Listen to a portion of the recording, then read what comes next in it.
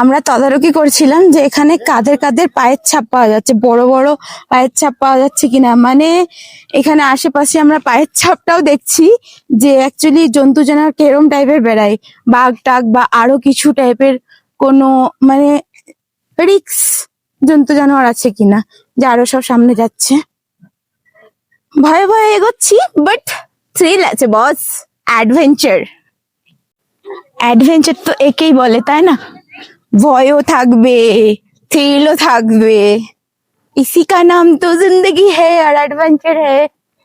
হু, ভীষণ ভালো লাগছে, ভীষণ ভালো লাগছে, মানে আলাদা রকম একটা এক্সাইটমেন্ট।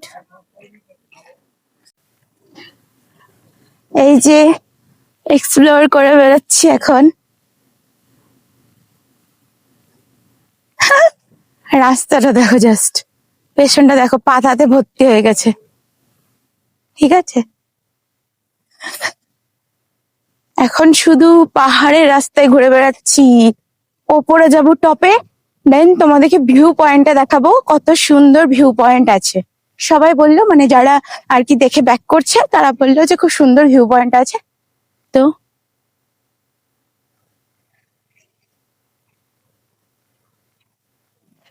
সেই ভিউ পয়েন্ট গুলোই তোমাদেরকে দেখাবো।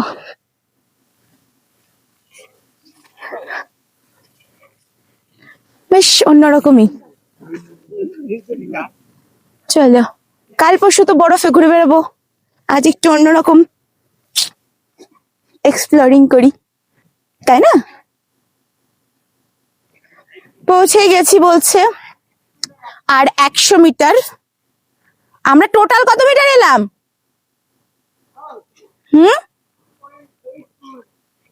আমরা প্রায় 2 কিলোমিটারের কাছাকাছি ট্রেকিং করেছি।